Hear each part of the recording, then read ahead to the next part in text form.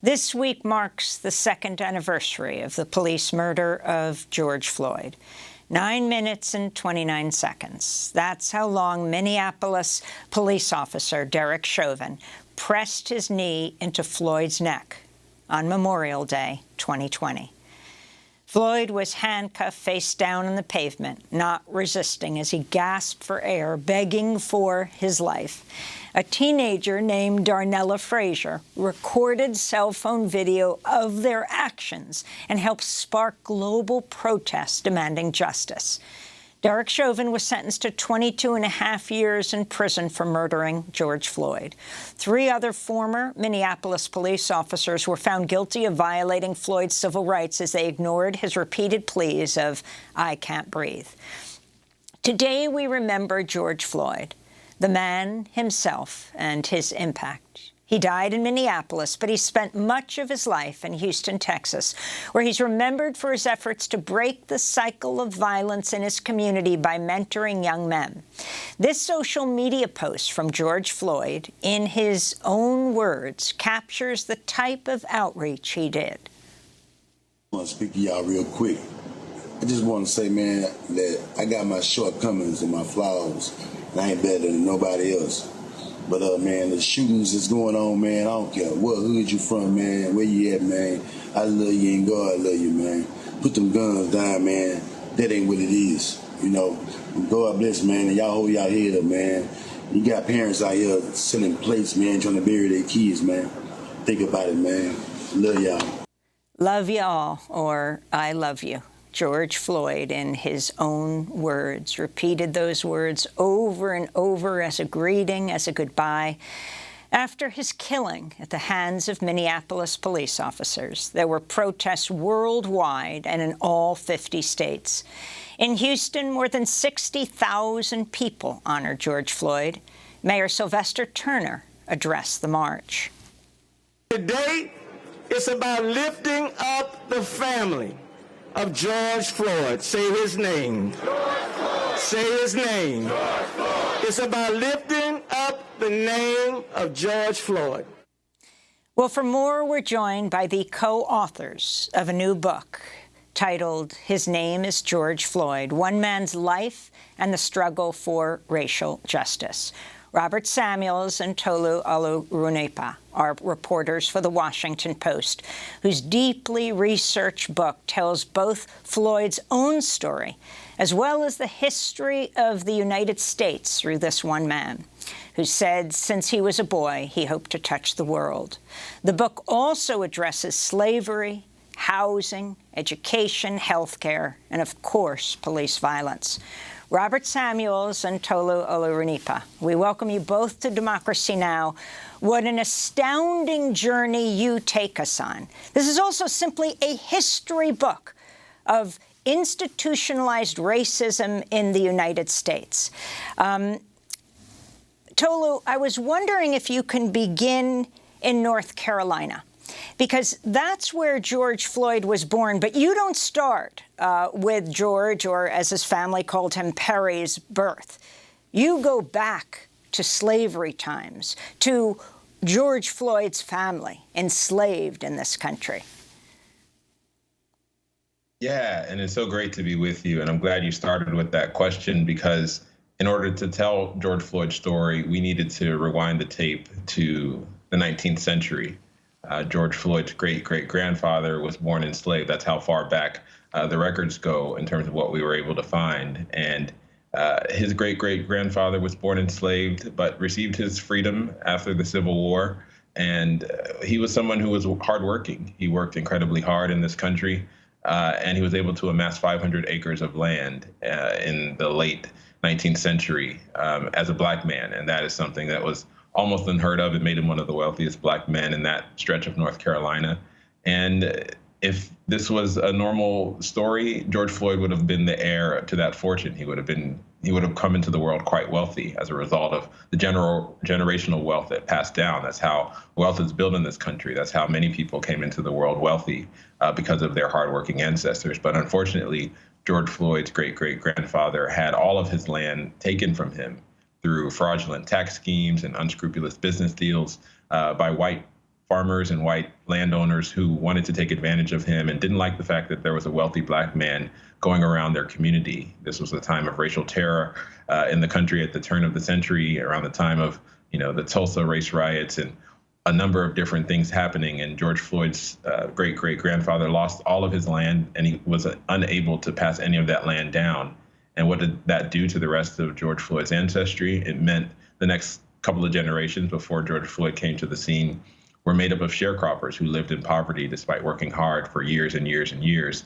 And George Floyd was not able to inherit any of the benefits of the hard work of his ancestors the way many people have been able to benefit from the hard work that's built up over generations. So this is an American story. It shows how American poverty works, how American wealth works. And George Floyd was on the wrong side of the line because of the color of his skin, because of the color of the skin of his ancestors. And it was important for us to show that. We also did a comparative analysis of the family that owned and abused Floyd's ancestors and showed how they were able to build wealth. They were able to be quite wealthy and pass down generational wealth. And that really explains how, even though people say slavery was a long time ago, it still has reverberations and impacts on the 21st century. Robert Samuels, this is a profound book that everyone in this country needs to read. I mean, ultimately, it also goes to the issue today of reparations and what this would mean. But I'm wondering, the two of you, as black reporters, looking at the life and death of this black man. Again, we all knew immediately about George Floyd's death. We did not know about his life. Talk about taking on this project, investigating George Floyd, and what you identified with and what you didn't, the different paths you all took. Well, Amy, I'll tell you, this is the most important and consequential thing I've done as a journalist. And Tolu and I, we have combined 30 years of reportorial experience. And the reason I thought it was important is that I learned over the course of doing this writing and reporting that the idea of systemic racism, I used to think of it as a dark cloud that just hung over us, a stain in the fabric of America. But it's something far more terrifying. When I was with these families and these people watching the trial of Derek Chauvin, not knowing how it would turn out, it started to feel like a force, a pernicious force that was threatening everybody, black, white. And we thought by digging into the story of Floyd's family, learning about George Floyd, who was a striver despite his own mistakes and despite having an American society that always looked on him as a threat, often looked on him as a threat, he still believed in the promise of this country. And we wanted to be able to show readers about the cards that are stacked against people like George Floyd. And, it was a personal thing because people saw us and they saw two black men carrying this story. But because we are two black men, we understood a lot of the things that they were talking about emotionally.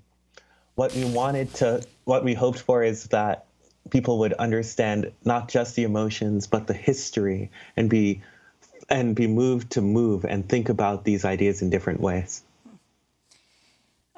Tolu, you have George Floyd's family, he's named for his father, George Floyd, moving from North Carolina to Houston.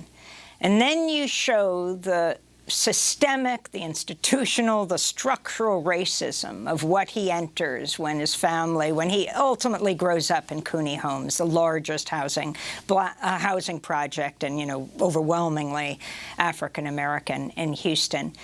If you can lay that out for us, and I can't help but think as I was reading your book this weekend, how many school districts might ban this book because you're directly addressing structural racism in this country. Yeah, we are journalists, and we wanted to tell the full story, including the story of structural racism, which was a part of George Floyd's life. Inarguably, it was clear that Floyd moved into a housing project that had been created specifically to house Black people during the late 1930s. It was during the time of segregation that this housing project was created, and it was allowed to fall into disrepair, in part because its residents were 99% Black. And over those 4 decades before George Floyd moved there, that housing project became this sand trap of poverty, where most of the people living there were below the poverty line, where the government had essentially given up on this large housing project. And it was riddled with crime and all kinds of problems that made it a place that was hard to inhabit. It was a place that was hard for George Floyd and his family to live and have a normal lifestyle and have a normal childhood. And when you're growing up in that kind of community where you feel that government neglect, it's hard for you to have ambitions and to have dreams. Now, George Floyd did still have dreams. As an 8-year-old, and we spoke to his second grade teacher, we knew that he wanted to be a Supreme Court justice.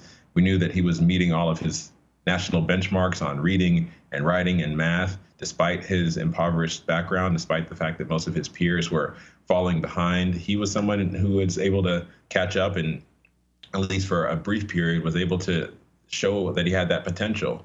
Now, when you continue to live in that kind of community, when you continue to go to underfunded, segregated schools, it's going to be hard for you to continue to maintain grade level. And that's what happened to George Floyd, especially as he got taller and as he got bigger. People looked at him and said, this school thing is not going to quite work for you because the schools that you're in are not well funded. They don't have the resources to get you out of here, but you have a body that can get you out of this community. It can take you to great wealth if you condition that body and if you work it on sports, if you go to the football field. And that's the story that he was told. That's what, as a child, he bought into, and he did focus on sports. And there was a time where it looked like he was on his way to great sports stardom. But unfortunately, because his education wasn't strong enough, he wasn't able to capitalize on his body, and he wasn't able to capitalize on his athleticism.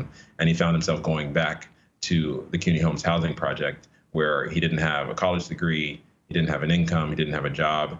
And then the next thing waiting for him was the criminal justice system, which was tailored to target people like him, who looked like him, who came from the backgrounds that he came from.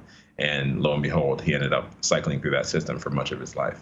I mean, even as a young person, though he was extremely tall, he actually tried to compensate, you write, for looking in any way ominous. And that took away from him being an effective athlete, you know, as an aggressive football player. They felt he wasn't aggressive enough. He was always trying to reassure people that he was not threatening. Tolu. Yeah, he would walk into a room and shake everyone by the hand and look everyone in the eye. And he told his brother, because his brother asked, why do you always do that? Why do you go into a room like that? And he said, I can't go into a room the way you do because people will be intimidated because of my size. I have to put them at ease. That's why he went around saying, I love you, in part, because he wanted to make sure people felt comfortable around him. And yes, on the football field, he was a jokester, and he was somebody who the coaches tried to toughen up because they realized that he was big, but he didn't have this aggressive, domineering personality. It wasn't the kind of person that would try to exploit others because they were smaller. And so that was always part of his personality. And that's why it was so tragic in some ways for the people who knew him, to know that the police officers that killed him saw him as this big, intimidating force, this person that was going to show excited delirium, that was going to, you know, rise up from the ground and start, you know, menacing them and menacing other people in the public.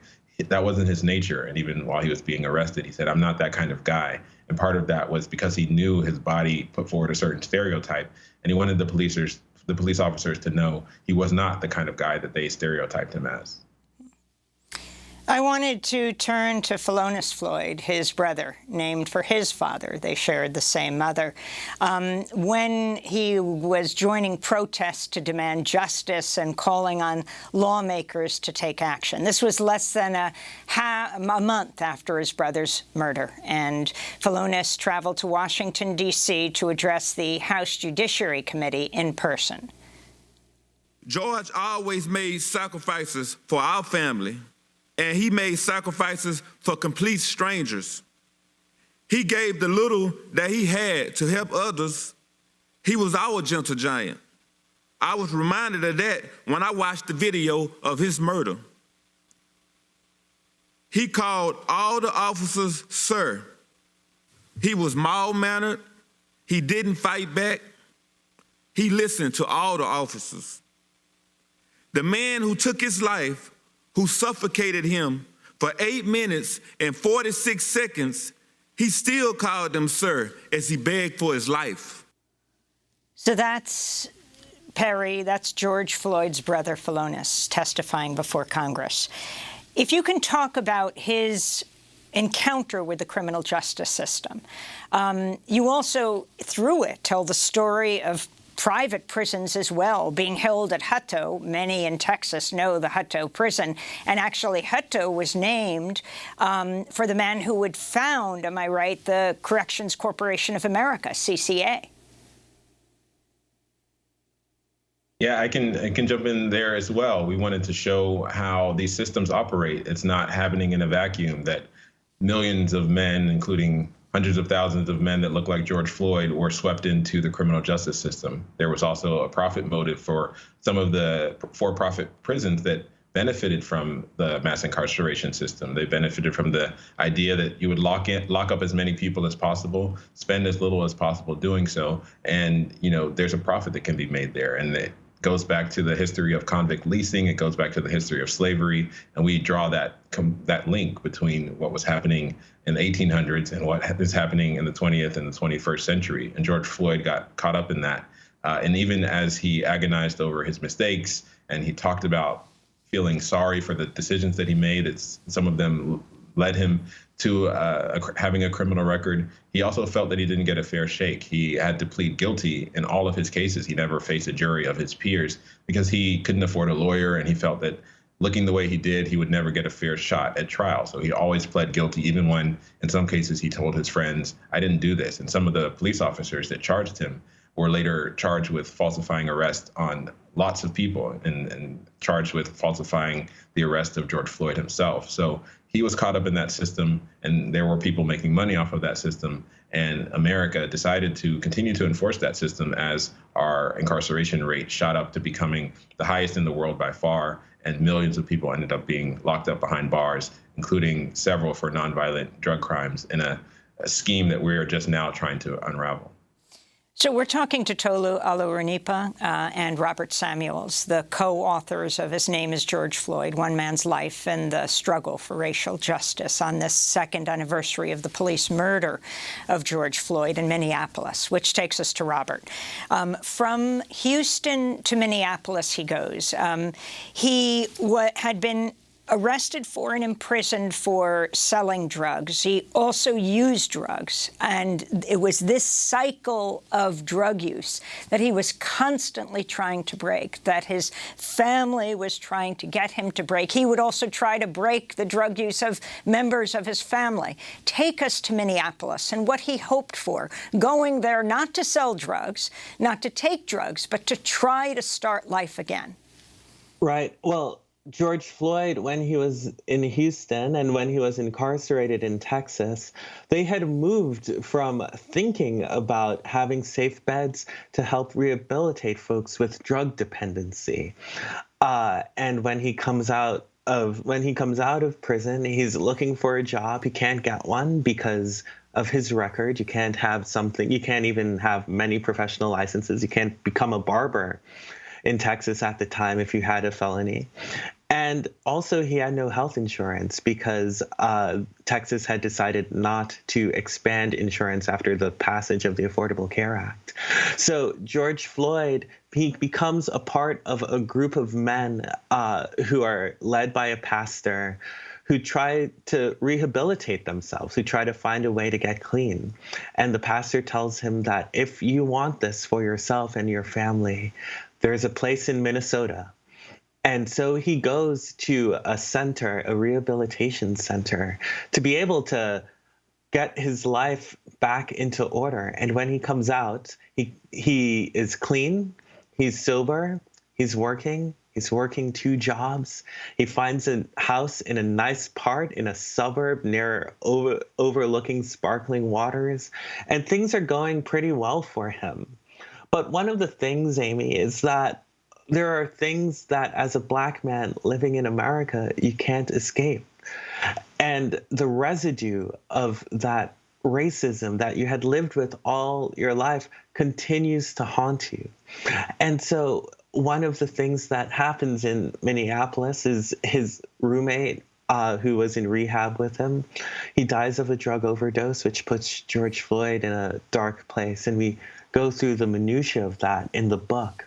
But he's in a system where if you're white and you are living in a suburb, there was a lot of interest in helping to rehabilitate you. The federal government put billions of dollars into treatment and education and research about the opioid crisis when it hit white suburban communities. But if you're Black, and the state health department acknowledged it, they completely missed the alarming rise of use of opioids within Black communities, to the point where the rate started becoming higher than whites. And a part of that has to do with the way we were thinking about drugs at the time. It is true that when they passed the crime bill in the 1990s, there was money dedicated to research and funding and education for Black communities. But when we looked at the records and when we went through the registrar, that money was never sent from the federal government. And so he was living in a world where he was trying to get better, but there weren't a lot of supports to do it. And as we know, through everything that we've seen, the actual physiology of how a person responds to a substance use addiction does not change whether you're Black or white in this country. What changes is how a person is treated. And that's what happened with George Floyd. So, Robert, you do some really interesting investigation into cortisol. People might be like shaking their heads. What are you talking about? Explain. Yeah, so in the early 70s, there was a lot of effort put into thinking about something called high-stress coping, right? And it was about maybe if you're working too hard in the middle class, something bad might happen to you. You might get a heart attack. And there was a small group of public health researchers that started positing the questions about the Black body and what stress does to them. And it turns out that no matter your educational status, your socioeconomic status, your income, where you grew up, if you look at stress hormones in Black people, those are things like cortisol. That's the stuff that triggers the fight or flight response. Those rates, those stress hormones, are at elevated rates. So if your stress hormones are elevated for a little bit, it's not that bad of a thing. It can help you pass a test. It can help you do a feat of strength when you need it. But if they remain high, that raises inflammation in the body. So that means you're more susceptible to things like heart disease, diabetes, high blood pressure, two of the three things that George Floyd had. And the conclusion is that the stress of racism in this country and in others can make you sick. And that stress comes with dealing from discrimination, fearing microaggressions, feeling you have to work twice as hard to get by as a white man. You have to work twice as hard. And also the fear for your life, the fear that you might encounter one of the wrong police officers who might kill you one day. Racism can make us sick. Which is exactly what happened to George Floyd. I mean, if you go through the men who were killed by police in Minneapolis before Perry, before George Floyd, he was very aware of this and affected by it. One of the things in this book that's so enraging is the record of Chauvin. I mean, this doesn't take responsibility from, all over the country in police violence, but that over and over again, he abused people and was never called on it. Explain that record. And I should say we have about, 5 minutes left in this interview, and I really want to get to so many issues here. But the pervasive racism that had to underlie the Minneapolis Police Department for him to have gone after so many people almost in the same way as he went after George Floyd and not be called on it, and then train people. Yeah. Well, one thing I have to say is Derek Chauvin's record as a police officer was not unusual for that precinct in the amount of complaints he got, which is a part of the issue, right? The second thing is that Derek Chauvin himself had a track record of aggressive behavior, that there were complaints. There was no public documentation that anything ever happened with those complaints, including several uses of the neck restraint, suffocating someone, that went on. He started using that restraint. The first instance we know happens about 18 days after he was trained for it. George Floyd was the 9th person he used that technique on. Now, the interesting thing is, as Derek Chauvin continues to use this technique, it becomes more aggressive. And there's no record that anyone ever course corrected him. And it became more aggressive until he actually killed a man. So one thing that, we say is systemic racism corrupts us all. And it has an impact on Black people. It also has an impact on white lives as well. Derek Chauvin was in a system that made it seem like it might be okay to do this to somebody. You spoke to, now Governor Tim Walz, who warned you the momentum to make legislative changes to reduce racial inequality might have expired. As we hit the 2nd anniversary of the police murder of George Floyd, Robert Samuels, what is your sense? The sense is that if you are a person of color in this country, and we talk about this in the last chapter where Tim Walz makes that comment, you cannot believe that the future is so bleak, because that would be too bleak. It could cost you your life. And so we've seen some changes on the legislative level, at the state and local level, and now we're seeing a backlash to it. The books that people were saying everyone should read in 2020 are now the books that are being banned in 2022. And when we talked with Reverend Jesse Jackson about this, he said to us, you have to consider the course of history. You have to look at the fact that progress comes in fits and starts, but people keep on moving, and we are moving toward a better place. We hope that with this book, once people can realize the context of George Floyd's life and also remember why so many people took to the streets in the name of a better tomorrow, that they might also start thinking about systemic racism and how people can see folks in a fullness with a fullness and a grace that George Floyd never seemed to fully get. Tolu, as we begin to wrap up this interview, you are a Nigerian-American journalist, the first reporter of Native African and Nigerian descent to cover the White House. You've said you felt convicted by Floyd's story. Explain what you mean as we wrap up. Yeah, there is a common saying among people of faith, there, but for the grace of God, go I. And that was a refrain that was in my head as I read this story, as I learned about George Floyd, as I wrote this book, in part because I knew that I had received a number of lucky breaks in life that allowed me to have a different pathway than George Floyd.